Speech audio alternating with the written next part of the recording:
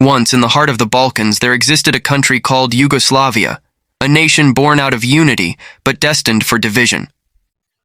To some, it is a forgotten chapter of history. To others, it remains an open wound that never truly healed. Formed after World War I, Yugoslavia was an ambitious experiment, a single federation uniting 6 republics: Serbia, Croatia, Slovenia, Bosnia and Herzegovina, Montenegro, and Macedonia. But beneath the image of unity, ancient ethnic and religious rivalries quietly smoldered. In its earliest days, the Kingdom of Yugoslavia was already marked by mistrust, particularly between the Serbs and the Croats. After World War II, under the leadership of Josip Broz Tito, the country was reshaped into the Socialist Federal Republic of Yugoslavia.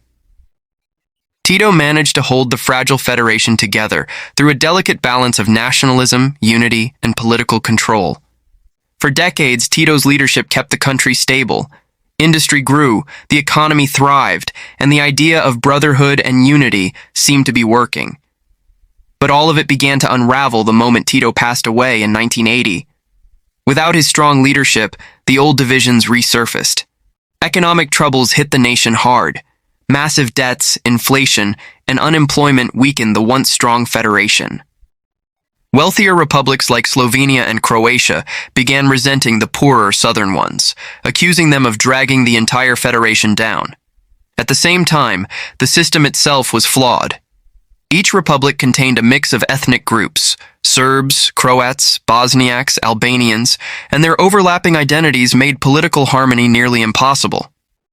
Within Serbia, 2 autonomous provinces, Kosovo and Vojvodina, further complicated the map. By the late 1980s, rising nationalism had reached a boiling point. In Kosovo, tensions erupted between the Albanian majority and the Serbian minority. Instead of calming the crisis, Serbia's communist leader, Slobodan Milosevic, chose to side with the angry Serbs, limiting the autonomy of both Kosovo and Vojvodina. Through his power grabs and political purges, Milosevic consolidated control, but at the cost of Yugoslavia's unity. Other republics began to rebel. Slovenia and Croatia supported the Albanians' right to self-determination, angering Belgrade. Protests swept across the federation, with each side accusing the other of betrayal. The dream of brotherhood was now being replaced by a dangerous wave of nationalism.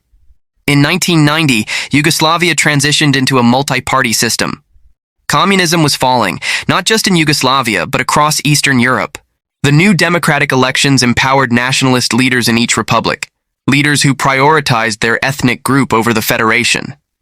In Croatia, Franjo Tuđman promised to defend Croats from Serbian domination, which provoked fear among the large Serbian minority living there. These Serbs formed their own separatist region, known as SAO Krajina, and demanded unification with Serbia. Tensions soon escalated into armed conflict, what became known as the Log Revolution.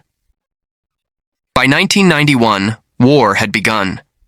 Slovenia and Croatia declared independence in June, leading to a brief but intense conflict with the Yugoslav army. Macedonia followed soon after.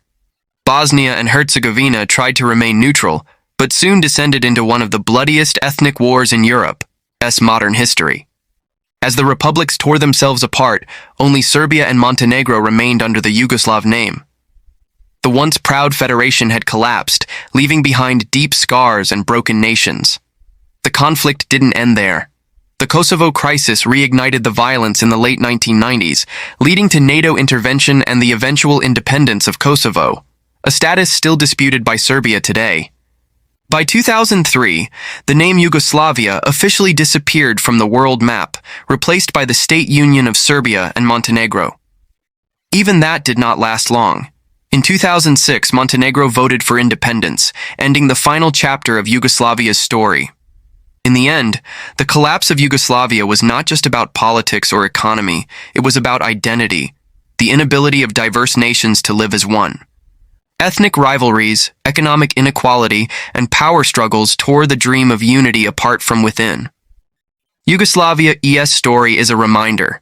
Even the strongest nations can fall, not because of enemies from outside, but because of divisions from within.